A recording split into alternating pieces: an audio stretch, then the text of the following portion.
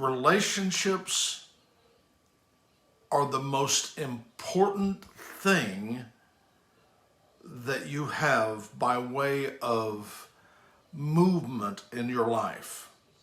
Uh, I'm grasping for words there to know how to say this because I think it's so very important. The relationships you have make all the difference in the world in the movement of your life. All the movement of your life happens really through people. That's how important that they are. You know, I've given this illustration before. I said, when God wants to bless you, he sends someone into your life. And when Satan wants to curse you, he sends someone into your life. But quite frankly, and you know that's the truth. I mean, how many times have you seen people who got caught up in a relationship and it was devastating to them? Literally, it took them down the wrong road and they were never able to recover. And then on the other side of that, there are people who got in relationships with people who brought them into new areas of thought, new areas of intention, the possibilities that were there. Some relationships help you with creativity. Isn't that right? Sometimes creativity is very important for your life. My goodness, you can come up with a lot of interesting things when you've got help. But relationships are the door. Every person that you know is a door. Sometimes they look like big doors, small doors. Sometimes they're decorated doors. Sometimes plain doors. Sometimes you're thinking that's an insignificant door. Well, that's an important door. You do that with every relationship. You dress accordingly. You answer the phone accordingly. I mean, your whole activity is in response to the doors that are in front of your life, the people that are talking into your life. And you end up going through those doors. But see, here's what you have to do. You have to realize that every door takes you someplace. The relationships you have never leave you where you are. They always take you someplace. They shape you. As a matter of fact, I might even say it this way. You are the sum total of your relationships. Can I say that again? You are the sum total of your relationships. You are where you are because of them. I mean, they help you, they shape you, and they help you go to the next level, hopefully, whether it be a level up or a level down. Fact is, all the movement happens there. You know, I heard a statement one time that said, you draw what you are, which is a frightening statement for some of us, isn't it? You draw what you are, and it's talking about the caliber of people. You draw the caliber of people that you are, and I think really that is true to a large extent. And therefore, sometimes to change levels in your life, you have to reach outside those that are immediately around you, and that's the way God intended for it to be. You know, the bottom line is we need one another. You need me, whether you like it or not. At least that's the rumor I'm spreading. You need me. But the fact is I need you too. I need you too. I'm so concerned as I look across the country and I see such a horrible division taking place. And it's starting politically, but boy, I'll tell you, it has spread across the across the field to where people, even in families, have become separated. And I tell you, this is such a dangerous trap, excuse me, that we allow things to separate us because we need one another to make the movement in our life, to go to the next level. You are not designed. That's why the Bible even calls you a member of the body. See, and one member cannot separate itself from the body and say, I'm complete at all. As a matter of fact, you're completely incomplete without somebody else. You know, if I were to see you, you know, James, is good to have you, but James, you know, if I saw, grotesque as it is, if I saw your arm over in the corner that was detached from your body, I would say, you know, I wouldn't say there's James, I would say there's James' arm. And my next statement would be, what happened to him? So that would be my next question, is the fact that if I saw you detached from the body, I would think, what happened? What tragedy took place? What horrible thing happened that it would cause his arm to be severed from his body? Well, when I see people severed from other people, people go into a shell, they hide in the corner, they separate from the rest of the body. I'm not going to church anymore. I'm not going to be a part of it. Well, what happens is there's something, a real incompleteness that begins to define their life, and they never reach the fullness of who they are. See, all of us have been wounded. All of us have had bad relationships. We all know what it is to experience pain, brokenness, dissatisfaction. We've all had hurtful words that have been hurled in our direction. Now, you know that's the truth. And as a result, too many times, we tend to separate ourselves from everybody else. As a matter of fact, most of us think that the best relationship that I have is me. You know, I don't need anybody else. I'll take care of me, and I don't need anyone else. And I just want to say this to you. If you're at that point, you are not healthy. I mean, that's just the bottom line. You are not healthy. When you have this thing, I'll just take care of me without the thought of anyone else, the danger is that all of the other relationships become disposable. And when your relationships become disposable to you, you're not in a good place. You've crossed a line that is not healthy.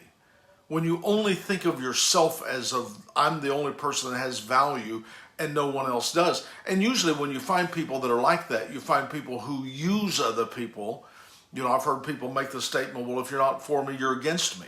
Well, that's the dumbest thing I ever heard in my life. The fact is, not everybody has to agree with you to be in relationship with you.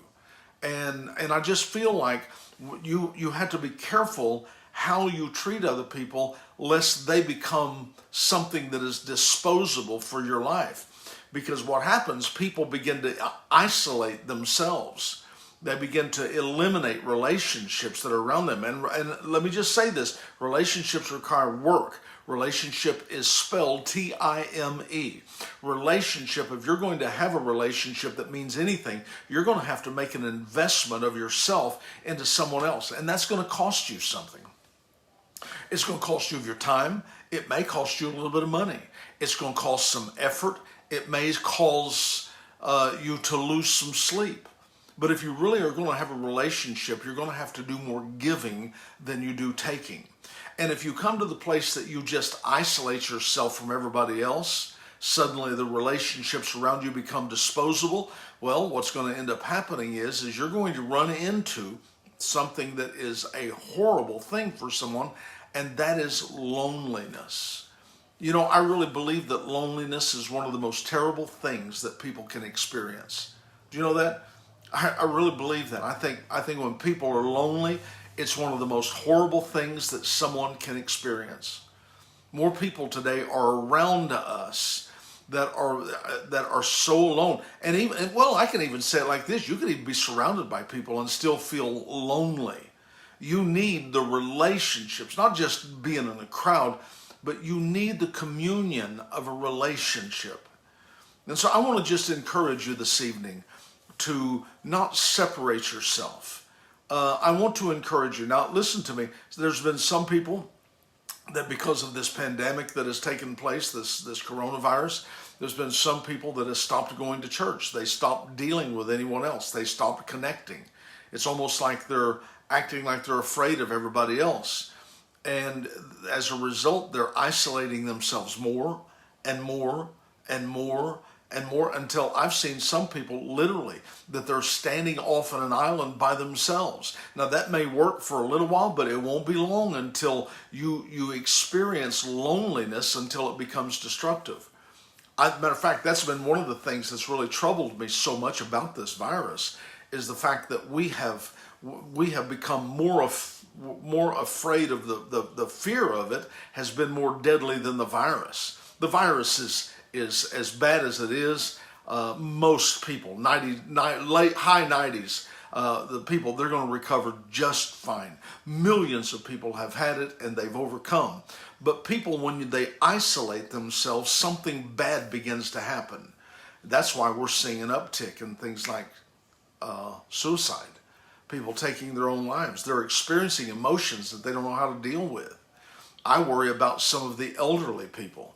Some people that maybe have the onset of things like dementia. What we've done is because we've been so afraid, we stuck them over in a box and just left them. Well, that's worse than prison. I mean, what a horrible thing to happen. And loneliness is a terrible, terrible thing. And loneliness, I believe loneliness is the pandemic. I think we've had the virus, but I think the thing that is really worse than that is the loneliness that's come. And unfortunately, people act like they're just trying to protect themselves. You know, I heard a statement the other day that I want to just share with you because I think we have a tendency, because we become cynical of everybody else. Cynicism masquerades itself as wisdom. You've seen people that have been very cynical about other people, and it masquerades itself as wisdom, but actually it's self-imposed blindness that protects you from the world that you think might hurt or disappoint you. I mean, people deliberately will blind themselves to everybody else because they're afraid that they might get hurt. And so they masquerade that as and you just can't do that. But I'm just telling you something. It will isolate you from someone else. It truly will. Can I just read you a scripture? This is in the NIV. This is Ecclesiastes. I want to read this to you. It says, there was a man, Ecclesiastes chapter 4 and verse 8. It said, there was a man all alone. He had neither son nor brother. There was no end to his toil, and his eyes were not content with his wealth. To whom am I toiling, he asked, and why am I depriving myself of enjoyment? This too is meaningless, a miserable business. Now that's in the Ecclesiastes, and that's in the NIV. But the fact is, you were designed for relationships. You weren't designed to be alone. And I just felt tonight that I wanted to just sit down with you and tell you that you need to maybe revamp this part of your life. If you've isolated yourself, you need to fix that. If you've got yourself an offense, maybe you've offended someone else or they've offended you, you need to go fix that. You need to learn to apologize. Listen, I've apologized for stuff I didn't even do to get past the impasse of a broken relationship. You know why? Because the relationship is more important to me than my proving that I'm right. And in some of you right now that are listening to me, you've allowed yourself to walk into broken relationships, and you haven't understood the value of a family, the value of relationships where we learn together and we weep together and we work together through problems. We rejoice together. We laugh together. We worship together. I'm telling you, this is so important.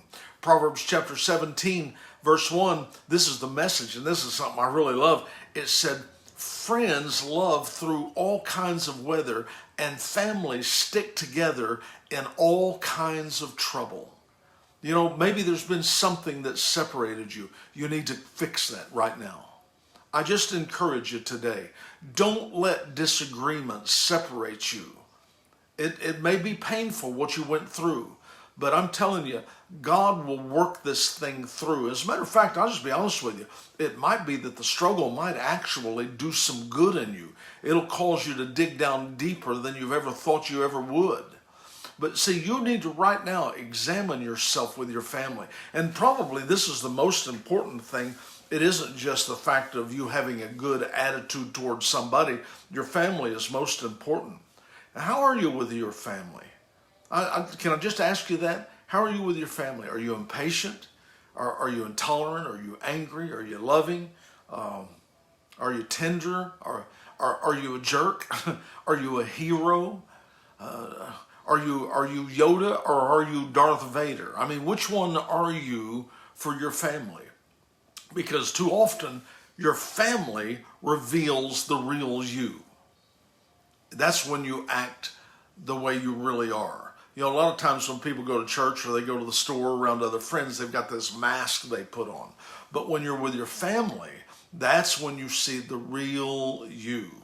And boy, I'll tell you, the trash in you that you didn't even know was there will be revealed with your family.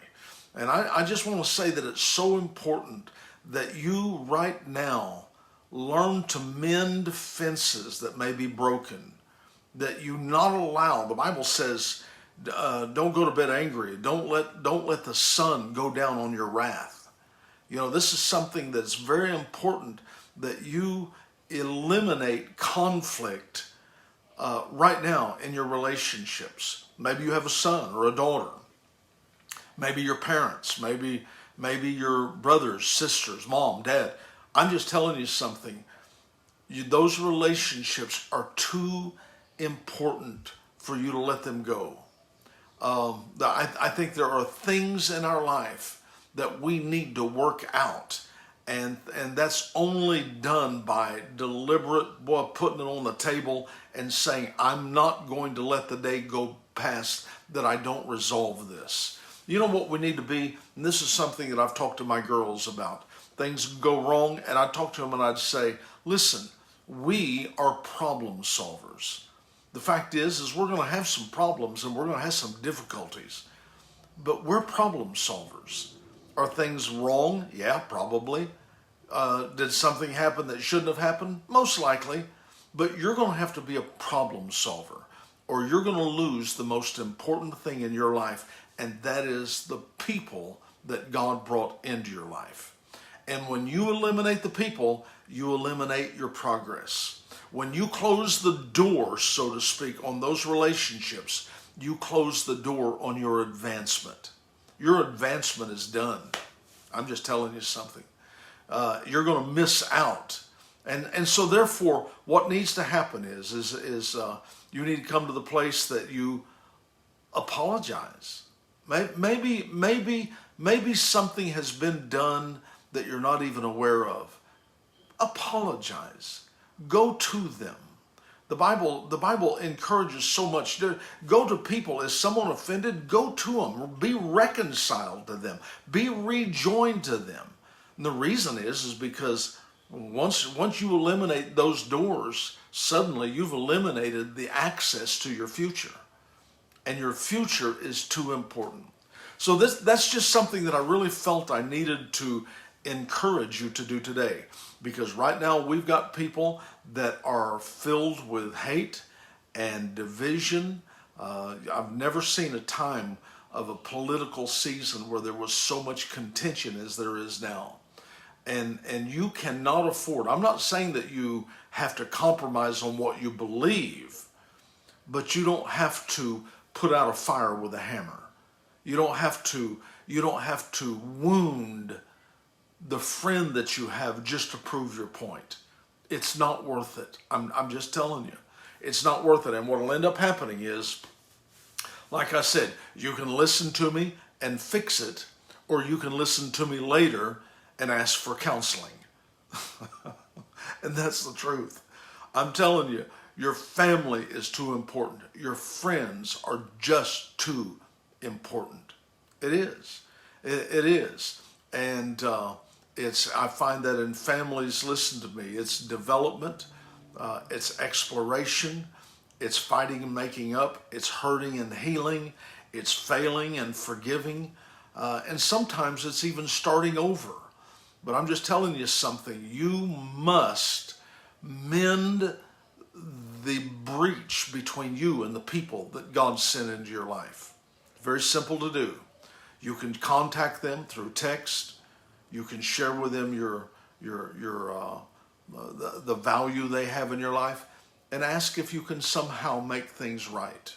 You can call them and say, "Can we just talk?" You know, and don't try to prove your point. I think you ever see people that just get into an argument and all they want to do, they're waiting for the other person to shut up so they can say what they want to say. You can't do that if you want to mend things, if you want to heal things.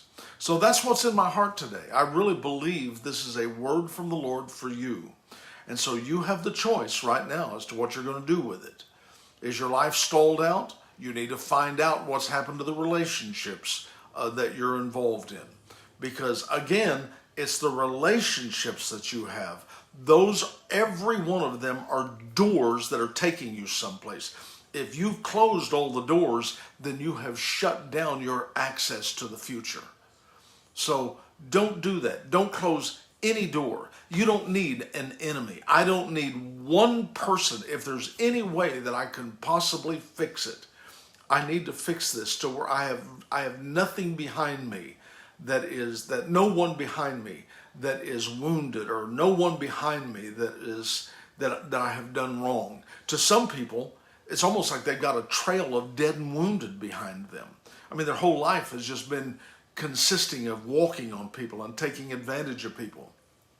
But I don't want that. I don't want that. Can I give you one little example? There was a time whenever Samuel basically had been replaced by King Saul. He was very upset about it. And these people were saying, we want a king. We want to be like everybody else. And Samuel had been their seer. He basically had been their king. And so Samuel prayed about it. God said, give them what they want. Give them their king.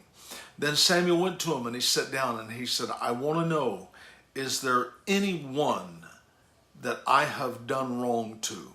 Is there anyone that I have misled? Is there anyone that I've taken a bribe from, or that I've hurt, or that I've taken advantage of? And they said, there is no one. And he said, then my hands are clean. And I'm thinking, what a powerful example for you. You need to have that when you finish your days and you finish your stewardship, that you have no one behind you that's been wounded, that you can help. Now, sometimes somebody may be wounded because of something that was outside your control, but I'm not talking about that. I'm talking about whenever you have behind you someone that you took advantage of, or you wounded, you said something, you did something that deliberately hurt them, and you left them bleeding as a result of it. Go back and fix that. I don't care if it's 10 years old. Go back and fix that, because God wants to bring your life someplace, but he can't do it as long as you've been behaving like that. Don't close any doors. Don't discount any doors. Don't be too uppity that some door's too small for you. You treat everyone the same, and that's important. If you're going to shake hands with one person, you shake hands with all of them. If you're going to hug one person, then you hug all of them. Don't you show partiality to anyone, because I'm telling you, God is watching. And that will make the difference as to whether you move forward in your life or whether you just stay back in that little place that you've been and spend the rest of your life without changing. Now, that's very important, okay? That's what's in my heart today, and I just wanted to share that with you. Thank you for being with me. Thank you for taking a few moments and just hearing my heart. I just felt like I just needed to share that with you, and I believe if you'll do it, God's going to make some difference in your life and in your family. All right? Please don't hesitate to leave a message. Please push like, push share, and go to my YouTube channel and